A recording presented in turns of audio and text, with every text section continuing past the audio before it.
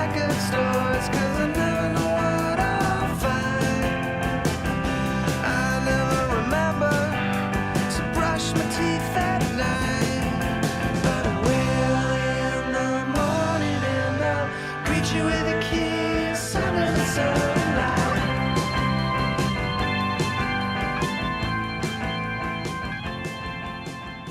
Before we get started, I need to apologize for something, which is that in my Gen X Hate Revisited video, I stated that the last Buddy story until now had been Hate Annual number 9.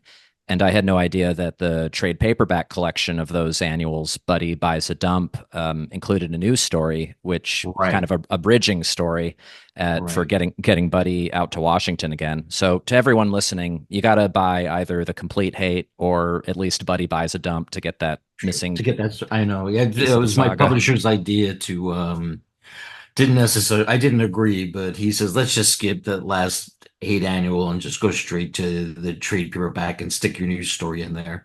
Some people felt like it was a ripoff, where because they're like I was collecting all of them and now I have to buy all those stories all over again. But whatever. Now that all 4 issues are out, how has the reception of the whole series been from your readers? Well,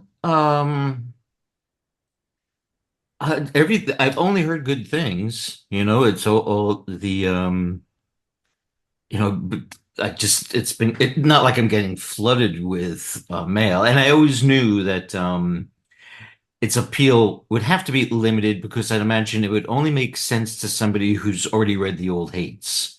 If you've never read Hate before, I can't imagine what you would make of this miniseries.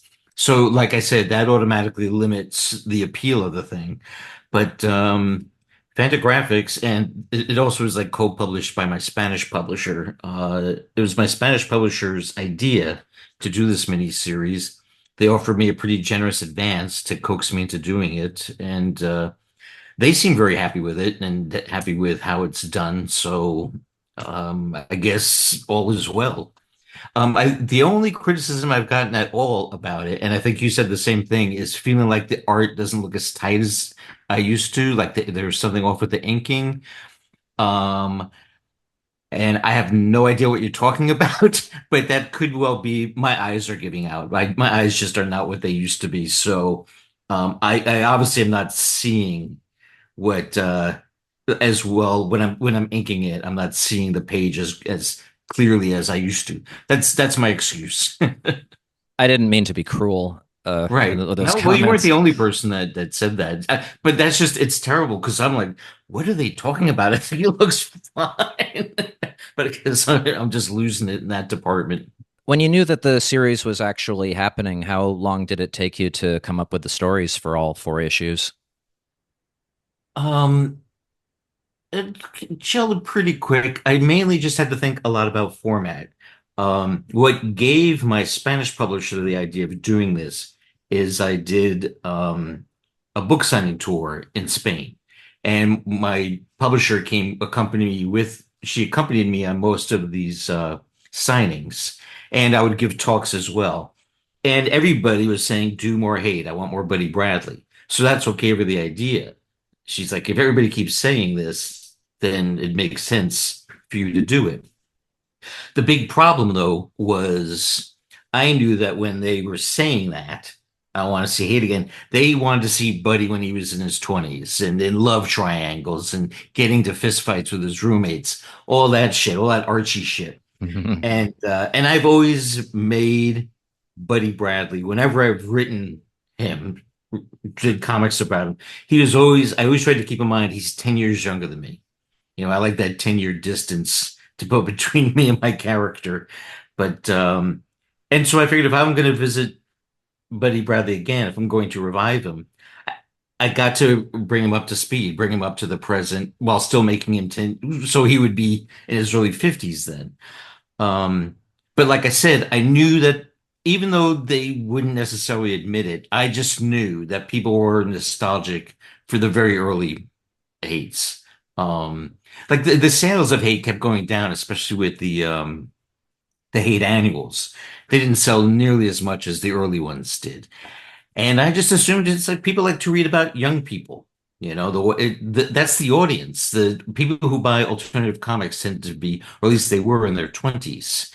And they obviously were not interested in reading about a middle-aged married man with a kid. You know, it just it's like sitcoms or it's like or any TV show where there's tension, you know, love interest between a couple, and it's always will they, won't they, will they, won't they? But once they do and they get married, then it's like, I don't want to watch it anymore. I think I Yeah. experienced the same thing.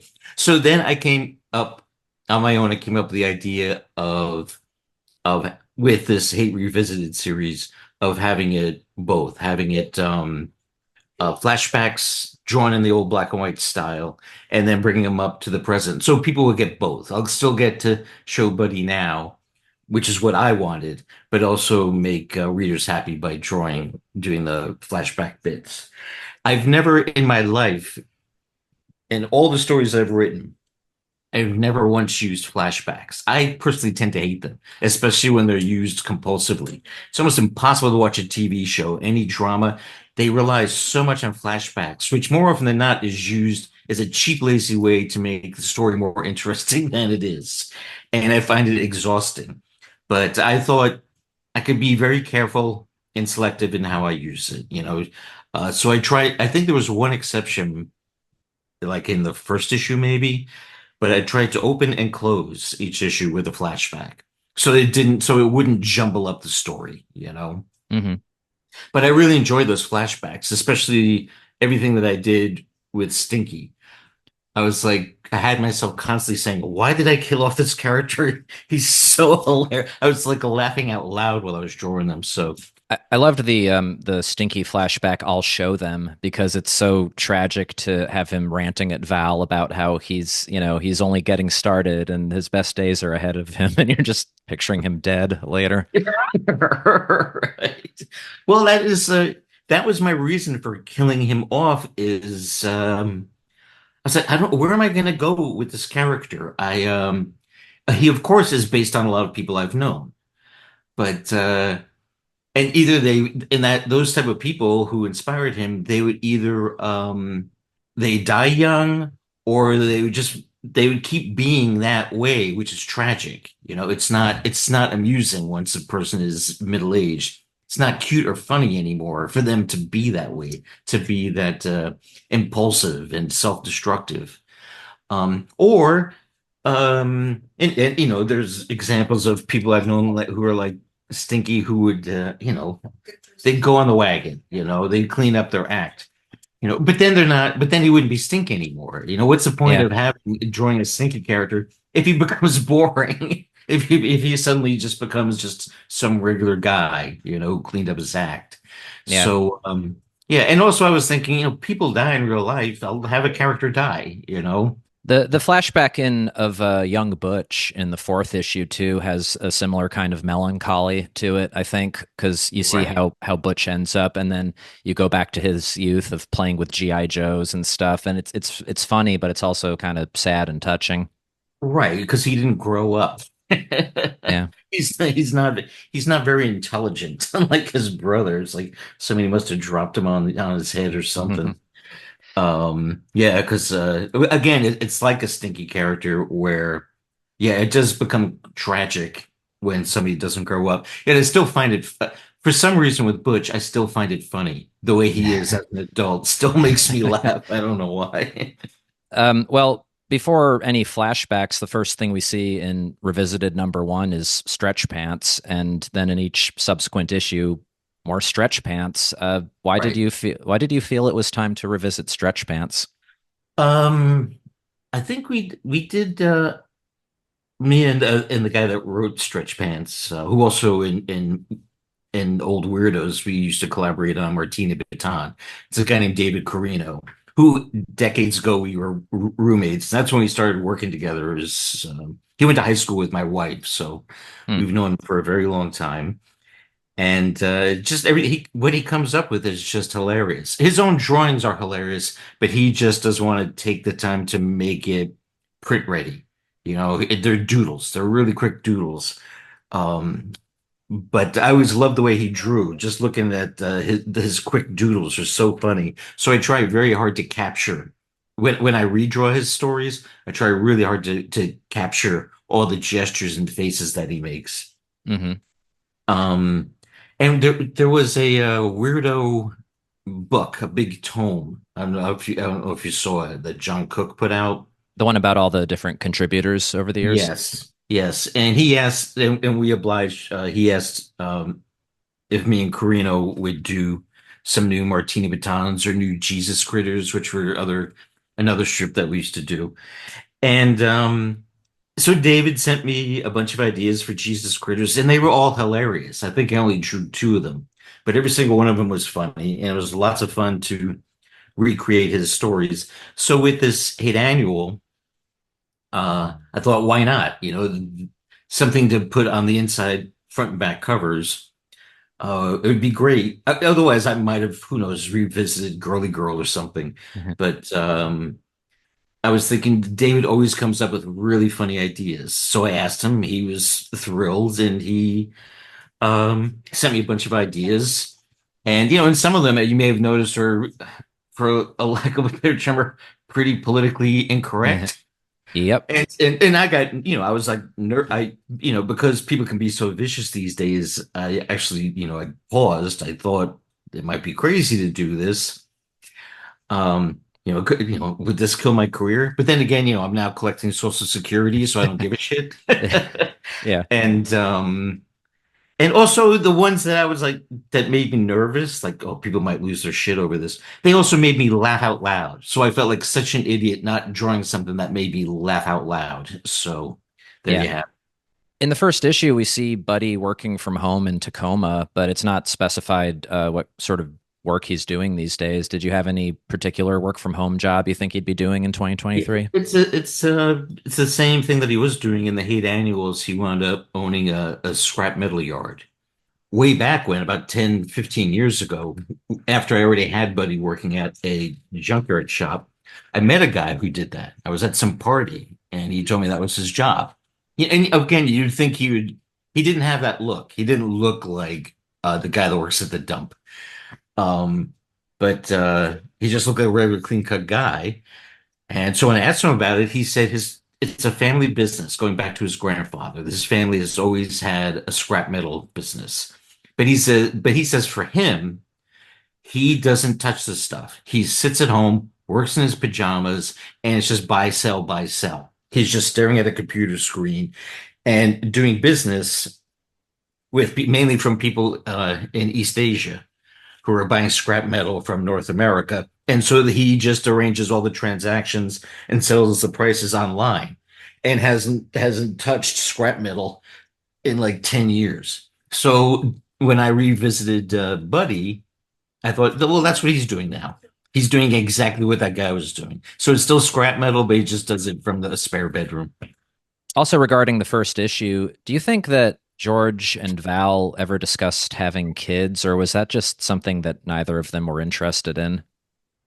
Uh, I never even thought about that. But yeah, they seem, especially Val, but to be honest, both of them, they both very much seem like the types that do not want to have kids, for whatever reason, with Val, it would interrupt her yearly visit to Paris.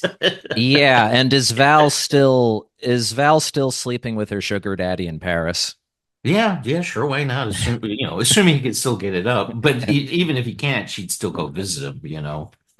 Oh, well, that's sweet, I guess. Yeah. Yes. At the start of issue two, we were talking about opening with flashbacks. It was really a pleasant surprise to see Buddy back in high school because right away it's like, oh, we're going back to like the neat stuff era too. Right. When you decided to have flashbacks in the series, did you know that you would want to go as far back as that? Yes. I wanted to fill in some blanks. I wanted to, and especially I wanted to go back and show moments that would add context to the stories that I was doing in the present day. So there's going to be an issue. There's going to be a story or a couple of stories where Buddy engages with his sister Babs quite a bit.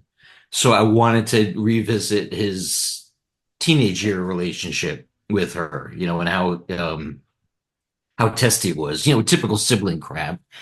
But I also wanted to at least remind the readers how, unlike a lot of other unlike Butch, how Babs really had grown up. She's not the same. She's not at all the same as she was Yeah. as a teenager. Yeah. Having Buddy's old dirtbag friend Kevin be the one who introduces him to Stinky felt like a very logical choice. It actually got me wondering about Stinky's first appearance, because his first appearance is in the last issue of Neat Stuff, correct? Yes. Do you... Actually, he made like a very brief appearance in a girly girl comic. Oh, okay. He was her camp counselor. And Okay, okay. and Yeah. the reason for that is I had met somebody from Michigan, and she told me that when she was a kid, her camp counselor was Iggy Pop. That's Which I great. thought was hilarious. What brought it up was in her house, she was like married to a football player, a guy that played for the Seahawks. And in her house was a personalized signed autographed nude photo of Iggy Pop. Whoa. And she's like, yeah, to Candy. Best wishes. And I'm like, how do you have that? And she goes, oh, he was my camp counselor. I was like, oh, okay. What a nice gift from your camp counselor. She's like, well, he didn't give it to me then. But Of course. that's where I got that. So then I thought I did a story where Girl the Girl and Chucky Boy were at a camp. And I said, I'm not going to make it Iggy Pop, but a very similar character. So Stinky was partly he was inspired by Iggy Pop. Huh. I should say too that that story in the Hate Revisited, where Buddy meets Stinky for the first time. That was a true story. That's how I met. He also is since deceased, but that's how I met a good friend of mine. Hmm. My school it seemed almost like on a weekly basis we were getting bomb threats. This is like in 1975, 74, 75. So we'd all have to file out. Nobody was taking it seriously because it was happening so often, but we'd all have to go outside and wait until the all clear. And then it turns out what a classmate of mine, a really good friend of mine, he introduced me to this guy. He says, "This is my cousin Joe." Hmm. And I said, "Hi." Basically what happens in the story, that was all true. Turns out he was the one that was making all the bomb threats. And it was only to get his cousin out so they could do a drug deal. And I was just like, can't you wait till after school? And he said the same thing too. I said, why the bomb? And he goes, well, I can't just go walking right into your high school to make a drug deal. And it's like, I think you would get in more trouble by making bomb threats. I think that's a bigger felony. Did he used to steal cars also? No, no, that was that was another friend of mine, would just show up, at my house in the afternoon or at a party in the evening. And the funniest one was it was this old car. It was this really old, rare European car. So this is from the 70s. So yeah, this is a totally different friend who's a Stinky inspiration. Um, and I'm like, what's with the car? And he goes, oh, I borrowed it. A friend of mine lent it to me. Or he would say, or he would say, I bought it. And I remember he took me for a ride in it, and it was a stick shift, and he had no idea how to drive a stick shift. He almost ran people over. It was inside to jump out of the car. This other friend is the guy that was always borrowing cars and borrowing pot. Yeah, he once gave me like 2 ounces of pot for free. And I was like, why? I go, that's awfully generous of you. Why would you do that? And he goes, oh, I found it. But of course he didn't find it. He stole it. He broke into somebody's house and stole it. Yeah. But he was the type of guy, let's talk about a lack of impulse control. He was the guy that while we were on swings, he Oh, yeah. tried to go all the way. Actually, I wasn't there when he did it, but a mutual friend was there. He tried to go all the way around and he wound up in the hospital. This guy went to the hospital a lot. And another thing he did too was there was a paddleball court, an outdoor court. So it was like this great big blank wall. and he decided that he was going to ride his bike as fast as he could right into that wall just to see what would happen. And he Wow. got hurt. He went to the hospital. Yeah, yeah. Did he ever get stabbed trying to mug someone with his own No, but knife? that was a bit of fiction, I think. Who knows though? That might have came from somewhere in my head. That sounds somewhat familiar. Hmm. Yeah.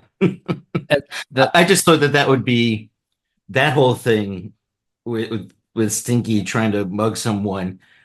I thought that was like that would be a very perversely touching thing for Stinky to do.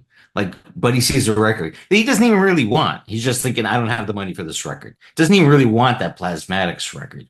yeah, But Stinky is like, I want to be this guy's friend. I'm going to do a nice thing. I'm going to mug somebody and give him the money. yeah, And yeah. I also had that, that also would explain why Buddy was like Stinky. It was like, well, that was insane. He wound up in the hospital. Sure wish he didn't do that. I didn't want him to do that. But at the same time, he did it for me, you Hmm. know? So I guess I have to be his friend now. The stealing cars thing kind of adds new context to that hate issue where he shows up in the Miata and Oh, Jay asks, "Where did he get that?" And Buddy goes, "He probably stole it." yeah. Look good. It's a girl's car, Yeah. but still. Uh, Yeah. I was Oh, I asking. wanted one. I wanted a Miata really bad Oh, with it back oh, in the day. Back then, I thought they were beautiful until I rode with one. That's a funny. A lot of sporty cars. It felt so claustrophobic. It was a convertible, and I still felt claustrophobic in it. I mm, was like, I don't want this car anymore. And I mm, had another friend too, a very successful lawyer who would collect. He would collect classic sports cars. Uh, Corvettes and early Mustangs, and they look so gorgeous. And I was whenever he would pull up to my house in one of his classic cars, I would beg him to take me for a ride. I'd always regret it. They'd always feel so we're so used to modern cars. The same with where I am now. I have a neighbor, this old timer who lives up the street, who had a Model A, and he took me for a ride in his Model A. And it was just grind, no seat belts. Fortunately, it could only go like at most 20 miles an hour. Wherever we went, there was always a line of cars behind us, stuck behind us because we were going so slow. And a good thing it went slow since there was no seatbelts. Well, the reason that I was asking about Stinky's very first appearance was I was wondering, seeing the first time that he and Buddy met, why, when you wrote Buddy the Weasel, why you felt like he needed a new dirtbag friend for that particular story, like why it couldn't have been Kevin, the other kind of dirtbag friend. Well, yeah, well, because is kind of a lug, Mm, He doesn't he wouldn't bring much of a spark to the story, It's fun. I put Kevin in the Hate Revisited yeah. because I've had several friends who told me they really like that character. Like it's like I knew that guy. I definitely knew that guy. So it's like, all right, well, maybe I should have used him more. But but I couldn't picture Kevin being Buddy's partner in crime, Hmm. literally or figuratively. He's too, Yeah. grunt. Um, He wouldn't be shooting seagulls at the beach with him. well, he would, but like Stinky had notions, he just Stinky was hyperactive, restless, up for anything, full of ideas, most of them bad, or even if they were good ideas, he had no follow through. Mhm. Well, related to that same story, Buddy the Weasel, I have a really pedantic, nerdy question about the continuity of Buddy's virginity, because that's the story where Stinky gives him a hard time for still being a virgin and reveals that he sees prostitutes. And then in Hate Revisited #4, we learn that Buddy lost his virginity to Wendy Whitman. What early issue was it where In that same story, where the first like full-fledged appearance of Stinky, they're oh yeah, but that was like around the same time, that would have been, okay. roughly the same, but he was 18. He was still in high school in that story, just leaving high school. So that was like roughly around the same time.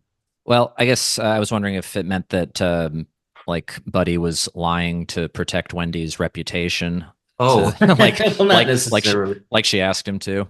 Right. Um, Well, I was just thinking there had to have been a first time somewhere for Buddy. So, yeah, and again, that also was with how that all played out. That I also did that story as a way to show why Buddy might have had, it's like some people might say misplaced, but why Buddy also, just like with Stinky, had like this sense of loyalty and debt to Jay, you mm, know, and just how much things had changed because largely because of Jay's mainly his drug habit, his heroin addiction, which always would rear its ugly head and cause Buddy problems.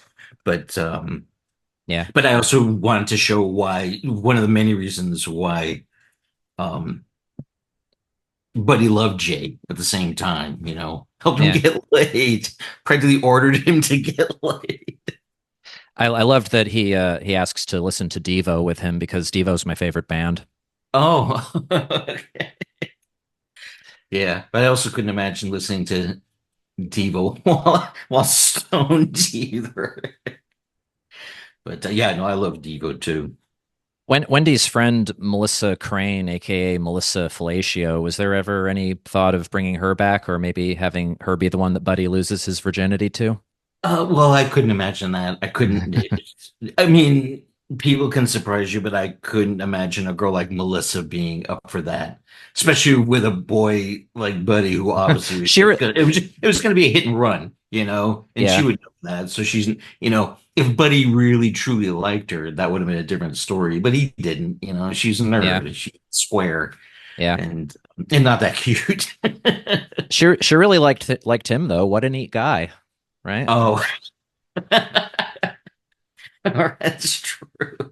Yeah, I mean, if I just never came up with a reason to bring her back, I just didn't know what I would do with her. Yeah. Well, I mean, right from the start of issue two, I thought, oh, if neat stuff is on the table, who else from neat stuff might come back? And I always thought she was really cute in that story. Oh, Um, when also in that issue, the you mentioned the Plasmatics records. Is that how you discovered Plasmatics by checking out Wendy O. Williams on the oh. cover of Metal Priestess? Um, well, I was living in New York City at the height of all the Oh, right. punk new it. Yeah, I moved to New York City in '77. So, and I can remember I almost went to see it not far from where my girlfriend at the time, where my wife and I lived are you familiar with New York City at Hmm. all? Hmm. We were living in Chelsea, and on some abandoned pier in Chelsea on the Hudson River, uh, the Plasmatics were gonna play a concert, and then I think they were gonna drive a car into the Hudson River, something like that. They were all about stunts, obviously, chainsaws and her boobs and you name it. So we almost went to see her for that, but there was such a throng. There were so many people going to see because it was the newspapers were covering it. It was like a really big deal. Hmm. So that would have, if I did bother to deal with the crowds, that would have been the only time I saw the Plasmatics. I Yeah. wasn't into them though. I thought the music was terrible. Oh, But yeah, okay. of course, I like looking at pictures of Wendy or Williams. Everybody did. It's such a good period detail in that story that he says to Stinky, but he says, this record store doesn't have anything like I can find at the record stores back home. In that sense of Right, like having to go to the cool hip record stores to find the cool hip music. right. The limited edition stuff. It's like, fine. I didn't buy it, but a friend of mine I remember bought. I hope I'm not misremembering. I seem to recall before their first album came out, a friend of mine bought a 45 by the B-52s. Hmm. And I think it was like an early version of Rock Lobster. I hope I'm not misremembering it, but I can remember, and I just remember being really curious about it. It's like, what's this? Because I never heard of the B-52s, and there was somebody holding a record by them. And that's something you wouldn't find at the mall. Yeah. I wanted to ask about the subplot in the second issue about Harold's homeless friend Spam and how Buddy and Lisa go to do reconnaissance at his encampment. Was that inspired at all by the actual homeless problem in Tacoma? Yeah, well, homeless problem everywhere. With me, just like, and I've never been close. I've never been like good friends with somebody that was homeless, but I've known people who were either temporarily homeless or known of some people who are homeless by choice.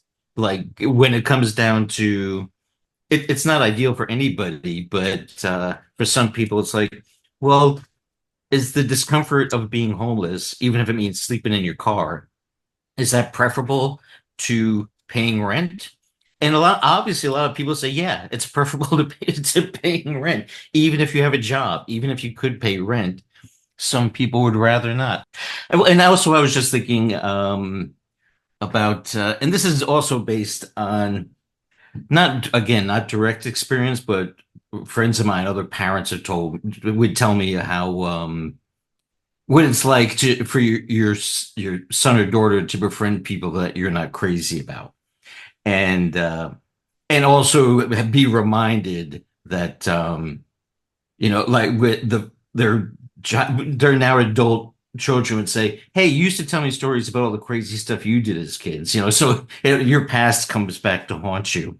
Yeah. Like a good example of that would be Robert Crumb, his daughter Sophie Crumb, who very good artist in her own right, but she went through a period where she was making her parents nervous wrecks. She was living just very free spirited, wild, crazy lifestyle, and they both Robert Crumb and Aileen Crumb told me they were very nervous about her and very scared. But yeah, she was always throwing their past in their face. She goes, "You've done comics about it. You've done all this crazy. Dad, you told me how you used to ride the rails."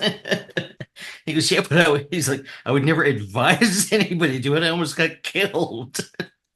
Yeah, Um, so I was thinking of that like I want Bud and Lisa's son to be a decent person, but I also want, of course, he's intrigued by the stories that he would hear about his own parents' past because they were, especially his mom, but they were crazy.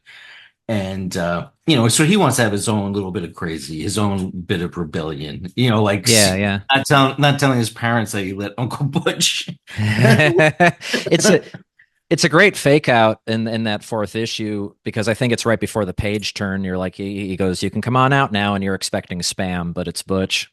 Yeah, Uncle Butch with his AK-47. And of course, like if and when Buddy does find out that that's where Butch is, Butch is going to say, "Hey, you were the one that told me that the feds are after me. Oh yeah, yeah. You were the one that said I should run for my life, where you won't let me live with you."